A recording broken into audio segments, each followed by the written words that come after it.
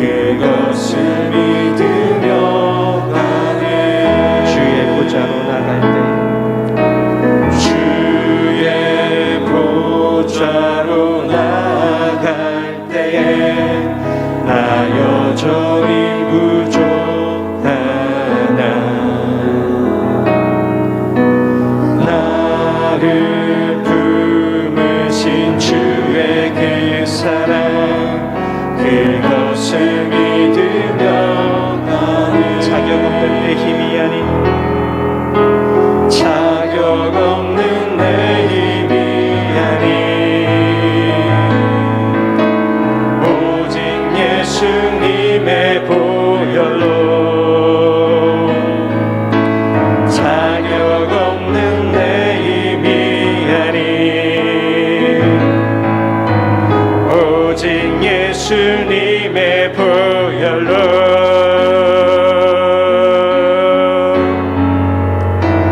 십자가의 보혈 완전하신 사랑 힘입어 나갑니다.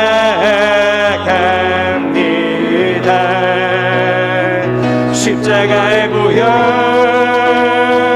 완전하신 사랑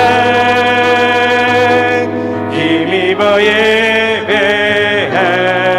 십자가의 보혈 십자가의 보혈 완전하신 사랑 힘입어 나갑니다.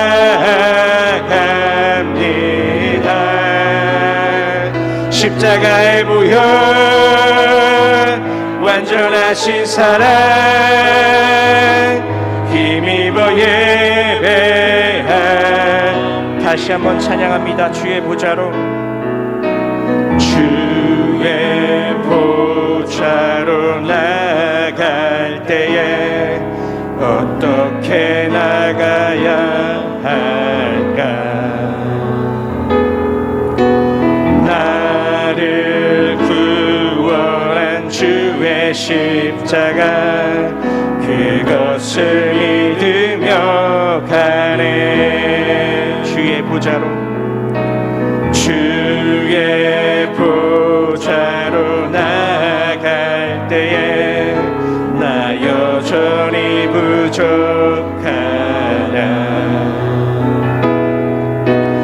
나를 품으신 주의 그 사랑 그것을 믿으며 가네. 자격 없는 내 힘이 아닌 오직 예수님의 보혈로 자격 없는 내 힘이 아닌 오직 예수님의 보혈로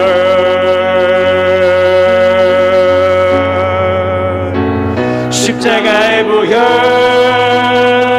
완전하신 사랑 힘입어 나갑니다. 십자가의 보혈 완전하신 사랑 힘입어 예배합니다. 찬양합니다. 예배합니다. 찬양합니다.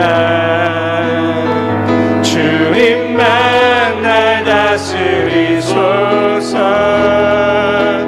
예배합니다. 찬양합니다. 주님 홀로 높이 예배합니다. 찬양합니다. 예배합니다. 찬양합니다. 주님만 날 다스리소서.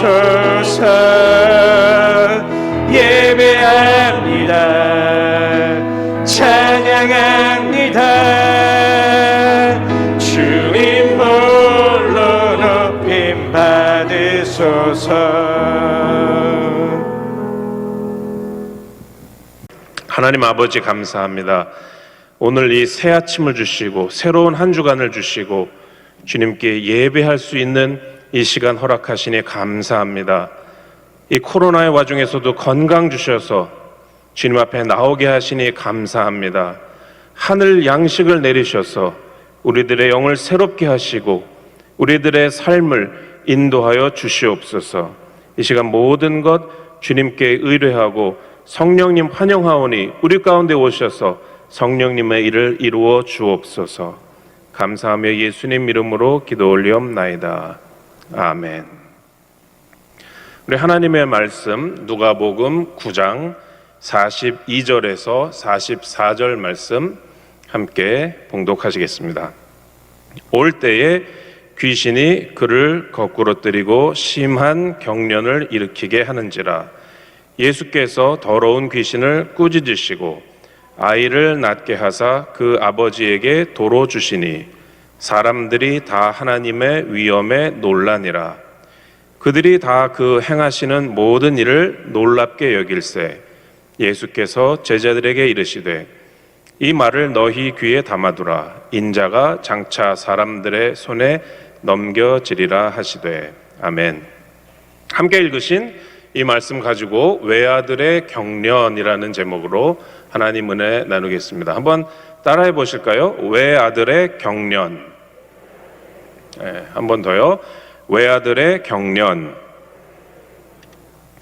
최근에 저는 차를 타고 몇몇 분들이랑 어디로 이동을 할 일이 있었는데 같이 차 안에 있었던 일행 중에 한 분이 전화를 받게 됐습니다. 근데 전화를 받는데 누구한테서 왔는지 다 알 수 있게 전화를 받으시더라고요. 왜냐하면은 딱 전화를 받으면서 아들아 그러는 거예요. 그러면서 뭐 내용은 모르겠지만 아들아 그래 그게 그렇게 됐니? 그래 아들아. 근데 아들아 그거는 말이지. 그래 아들아 딱 끊더라고요. 그래서 참 부자 유친이라는 말이 있지 않습니까? 아버지와 아들 사이에 그 친함이 있다라는 것을 참 느꼈습니다. 그렇게 아들을 이름으로 안 부르고 아들아 하니까 굉장히 가깝고 아주 좋은 부자 관계처럼 그렇게 옆에서 듣기에도 느껴지더라고요. 더 소중하게 느껴지고. 여러분, 아들이 얼마나 귀합니까? 나의 생명을 이어받은 존재.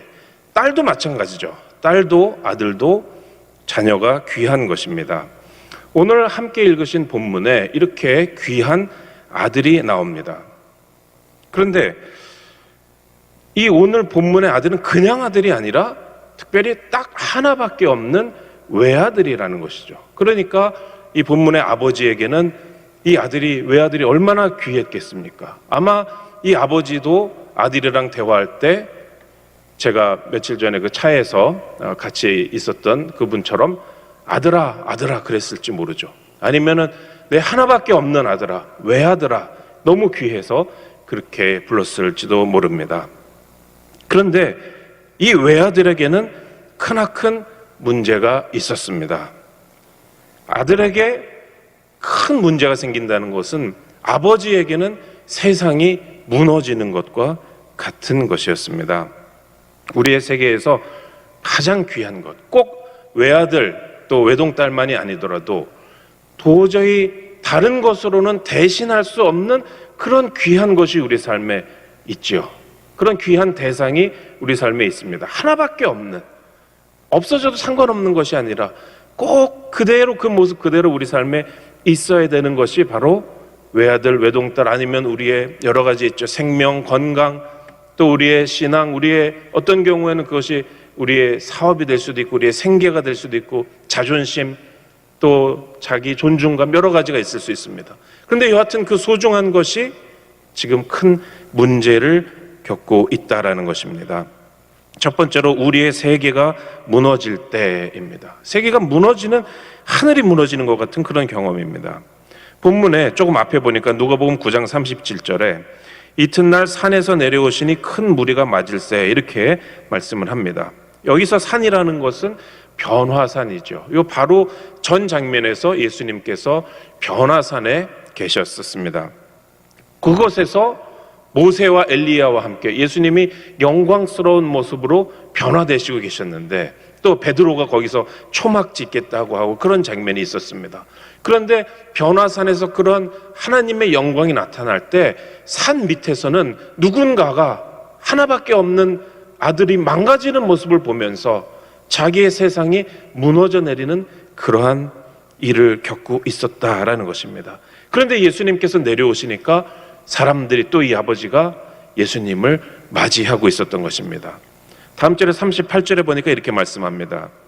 무리 중에 한 사람이 소리질러 이르되 선생님 청컨대 내 아들을 돌보아 주옵소서. 이는 내 외아들이니이다. 내 외아들입니다 라고 여기서 말을 합니다. 하나밖에 없는 아들에게 치명적인 문제가 생겼기 때문에 이 아버지는 소리 질렀다고 여기 본문에 말씀합니다. 소리를 지르는 것이죠. 소리가 나오는 것이죠. 비명을 지를 수밖에 없이 자기의 세상이 무너지는 그런 상황입니다. 내 아들을 돌보아 주옵소서.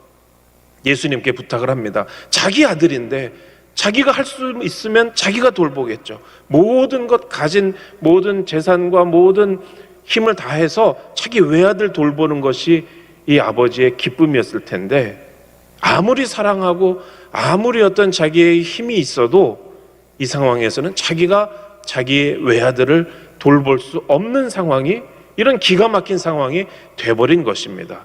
그렇기 때문에 예수님께 나와서 청컨대 내 아들을 돌보아 주옵소서. 물론 예수님이시지만 하나님이시지만 남이잖아요, 이 아버지가 볼 때. 근데 남한테 내 아들을 돌보아 주옵소서라고 부탁해야만 하는 이러한 아버지의 심정인 것입니다. 왜 그러냐? 귀신이 들린 것이죠. 9장 39절에 보니까 귀신이 그를 잡아 갑자기 부르짖게 하고 경련을 일으켜 거품을 흘리게 하며 몹시 상하게 하고야 겨우 떠나가나이다. 귀신이 이 외아들을 사로잡아서 갑자기 부르짖게 소리를 지르게 하니까 아이가 가만히 있다가 생활하다가 갑자기 괴성을 지르니까 그 집안이 모습이 어떻겠습니까? 또 경련을 일으켰다라는 것입니다. 경련이라는 것은 이 몸이, 근육이 자기 의사와는 상관없이 막 수축을 하고 떨고 그러는 것이죠. 자기 의사와 상관없이 몸이 떨리고 소리를 지르고 그러면 어떻게 되겠습니까? 이 경련이라는 것은 어떤 경우에도 우리 삶에서, 우리 몸에서 좋게 나올 수가 없는 것이죠. 이런 것은 어떤 병이나 증세 때문에 나타나는데 간질이라든지 히스테리라든지 아니면은 어떤 뇌종양 아니면 중독, 이런 것들이 원인이 돼서 정말 성치 못한 사람처럼 경련을 일으키는 건데 이 아이가 지금 그러고 있고 거품을 흘리니까 이건 사회생활이 안 되는 것이죠. 소리 지르고 온몸을 떨고 입에서 거품을 흘리고 그런 사람이 어떻게 정상적인 차분한 생활을 할 수가 있겠습니까? 아들이 망가진 것입니다. 우리의 삶을 온전하게 하나님이 지으시고 하나님이 원하시는 그 모습 그대로 온전하게 살 수 없게 만드는 것을 우리가 일단 다 경련이다라고 생각해 볼 수가 있겠습니다. 여기에 소중한 외아들이 경련하듯이 우리에게 소중한 것, 우리의 삶이란 결국 영혼 육이잖아요. 영과 혼과 육의 가장 소중한 것이 하나님이 지으신 그 좋은 모습 그대로 살지 못하고 거품을 내뿜고 소리를 지르고 흔들리는 그러한 모습이 있다는 것이죠. 코로나 때문에 지금 정상적인 생활을 우리가 못하니까 또 많은 분들이 안타깝게도 코로나 때문에 병에 걸리고 돌아가시고 그런 분들도 심지어 있습니다. 그것 때문에 그건 육신의 문제고, 물론 다른 육신의 문제도 많이 있고, 그렇게 코로나가 있으니까 이제 혼의 문제도 생기는 것이죠. 경제 생활을 정상적으로 못하지 않습니까? 지금 인천공항에 가면은 텅텅 비어 있다는 것이죠. 무슨 영화에나 나오는 것처럼 사람이 없어서 어떤 사람이 쓴 글을 보니까 인천공항에 그 주차장에 갈 때까지 자기 앞에 차가 한 대도 없었다는 겁니다. 그러니 거기서 사업을 하시는 분들이나 그 관계된 얼마나 많은 사람들의 경제 생활이 지금 위축되고 정지되니까 그건 우리 혼에 큰 문제가 생기죠. 마음이 우울해질 수밖에 없고 두렵고 또 미래를 걱정하게 되고 정상 생활이 안 되고 경련을 하게 되는 것입니다. 영적으로도 우리가 하나님과 관계를 올바르게 가지지 못할 때, 우리 지금 전에 찬양한 것처럼 하늘 양식을 내려주셔서 우리 영혼이 새롭게 되고 충만하게 되고 살아야 되는데 그게 문제가 생길 때가 너무나 많습니다. 하나님께서 하늘 양식을 내려주시는데도 받아서 그것을 취해서 먹지를 않으니까 영적인 영양 실조 상태가 돼가지고 경련이 일어나는 그러한 온갖 우리 삶에 문제가 있는 것이죠. 그러나 포기할 수가 없습니다. 왜냐하면 하나밖에 없는 외아들이니까, 하나밖에 없는 우리의 몸이고 하나밖에 없는 우리의 혼이고 우리의 영과 하나님의 관계니까 포기할 수가 없는 것이죠. 도움이 필요한 것입니다. 그래서 이 아버지는 도움을 구하러 왔습니다. 9장 40절에 보니까 당신의 제자들에게 내쫓아 주기를 구하였으나 그들이 능히 못하더이다. 제자들이 못했습니다. 첫 번째 희망을 걸었는데 그 희망이 아무런 소용이 없었던 것이죠. 자, 여러분 우리는 다 성경을 잘 아시니까, 또 이 사건 이 장면도 잘 아시니까 여러분 앞으로 어떻게 되는지 한번 생각해 보십시오. 아니면 혹시 모르시면 한번 감을 한번 느껴보십시오. 앞으로 어떻게 되겠습니까? 제자들에게 왔는데 제자들이 못 쫓아냈습니다. 우리가 그리스도인으로서의 직감이 있어야 되거든요. 이제 성경을 읽으면은 이 다음에는 어떻게 되겠구나, 어떻게 전개가 되고 사건이 어떻게 풀리겠구나 하는 거를 우리가 물론 기억을 하지만은 그런 감이 있어야 됩니다. 어떻게 될까요? 다음 절에 보면 결과가 나옵니다. 9장 41절에 예수께서 대답하여 이르시되 믿음이 없고 패역한 세대여, 내가 얼마나 너희와 함께 있으며 너희에게 참으리요, 내 아들을 이리로 데리고 오라 하시니. 네, 책망을 하신 것입니다. 예수님께서.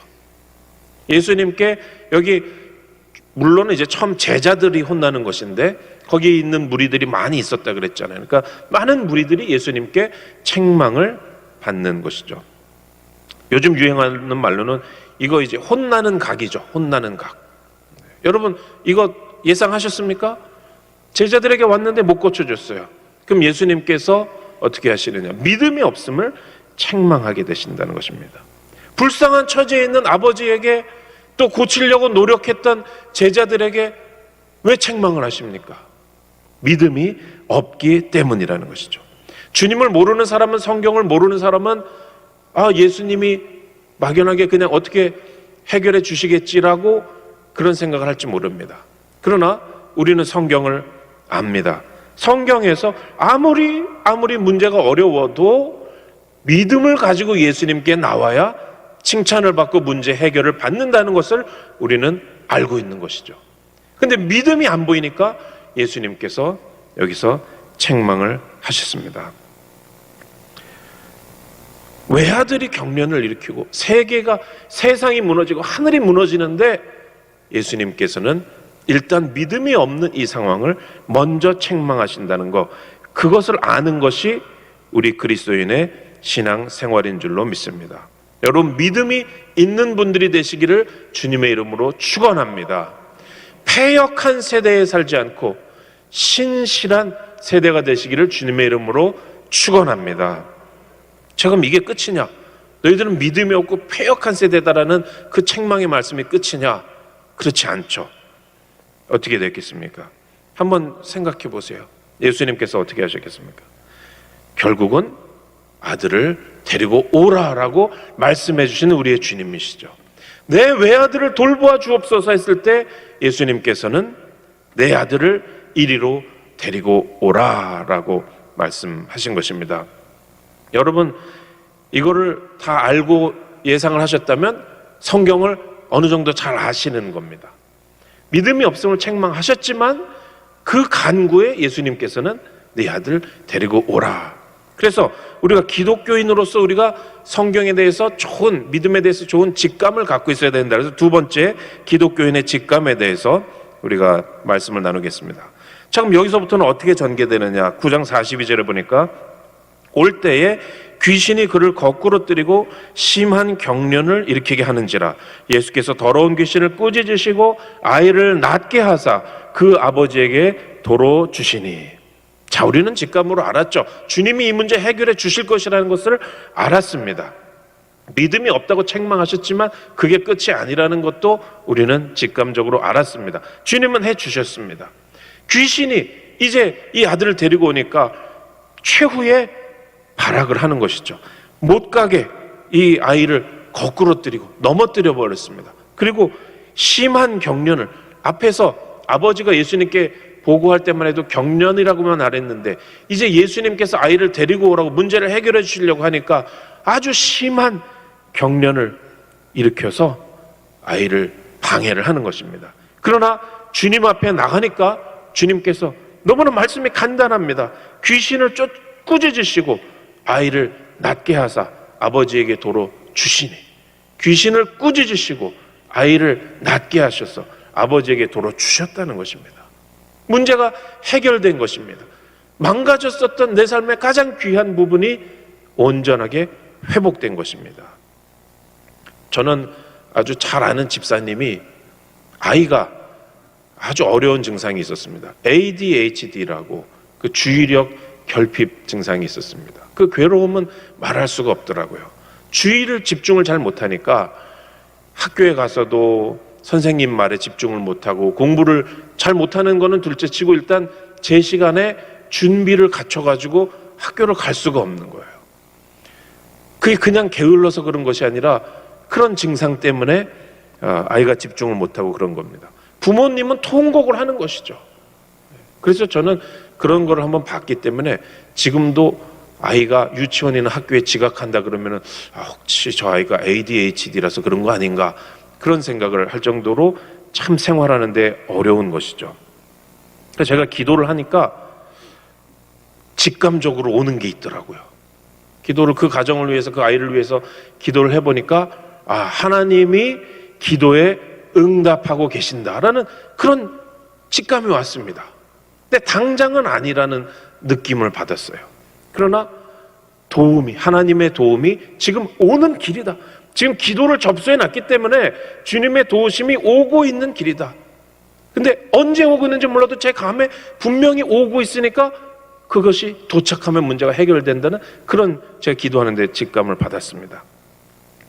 시간이 몇 년이 흘렀지만은 그러나 그 전에 그런 어려웠던 증상을 지금은 기억할 수도 없을 정도로 깨끗이 고쳐주셔가지고 아주 정상적으로 되고 똑똑해서 명문대도 가고 그렇게 주님께서 회복시켜 주신 것을 제가 보았습니다.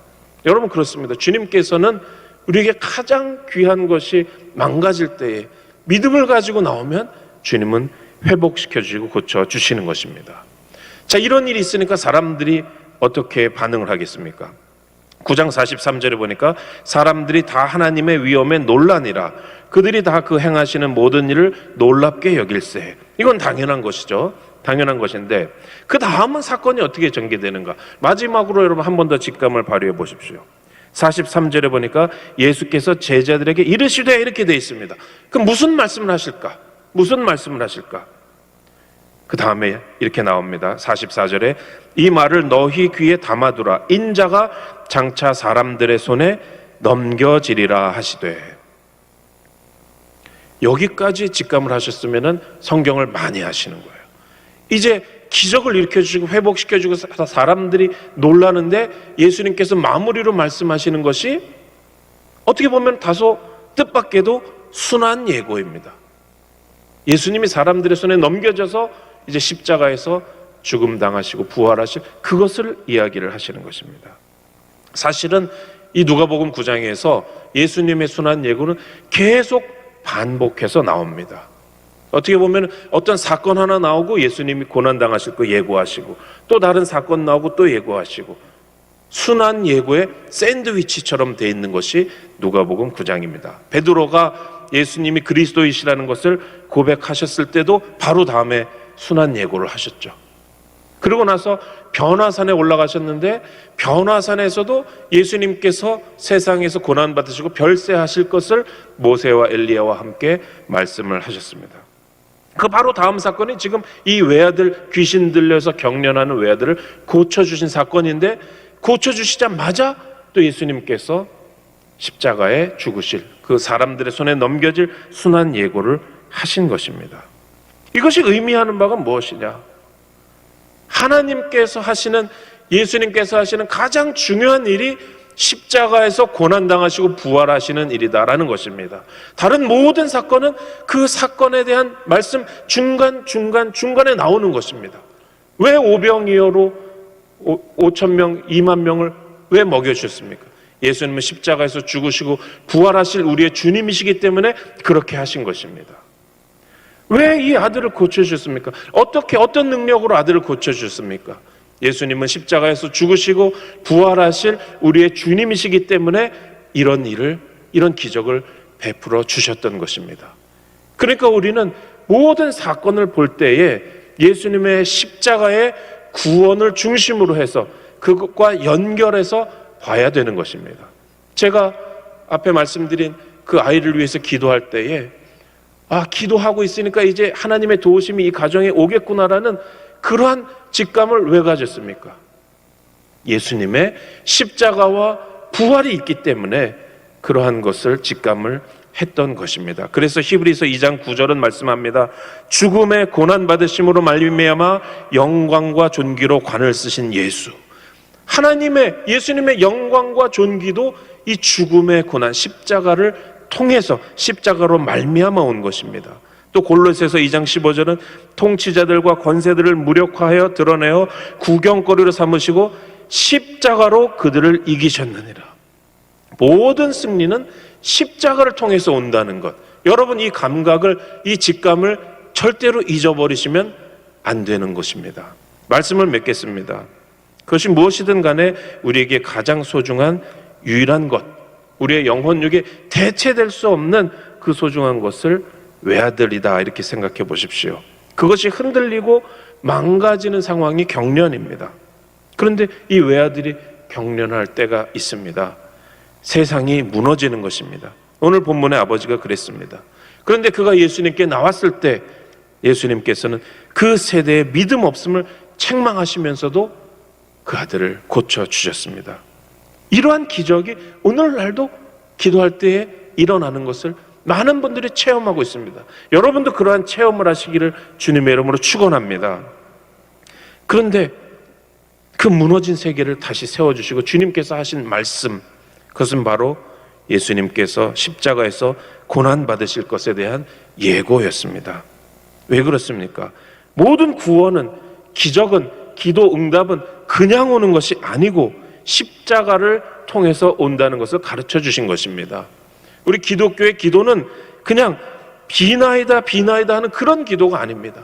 예수는 잘 모르겠고 십자가는 모르지만 내 이 문제는 교회 와서 해결하면 좋겠다라는 그런 것이 기독교가 아닙니다. 누가복음 9장의 사건은 십자가 순환의 예고로 앞뒤로 둘러싸여 있습니다. 우리는 예수님의 십자가가 이 세상의 중심이고 우리의 모든 문제의 해결이고 하나님이 하시는 일의 핵심이라는 것을 알기 때문에 우리는 오늘 기도할 때도 십자가를 의지해서 기도하고, 우리의 세상이 무너지는 것 같은 위기를 겪을 때에도 십자가를 통해서 그 위기를 벗어나게 해달라고 주님께 기도하고, 주님은 십자가 고난과 부활의 영광을 통해서 오늘 우리의 기도를 응답해 주시는 것입니다. 외아들의 격려는 주님의 십자가에서만 해결이 되는 것입니다. 여러분, 십자가를 의지해서 승리하는 그러한 신앙생활 하시기를 주님의 이름으로 축원합니다. 기도하겠습니다. 하나님 아버지, 감사합니다. 오늘 가장 소중한 것이 무너졌을 때에 주님께서 그것을 회복시켜 주신 주님의 구원을 이렇게 말씀을 통해서 가르쳐 주시고, 오늘 우리 신앙에 주님께 나와서 회복의 은혜를 받으라는 도전을 주시니 감사합니다.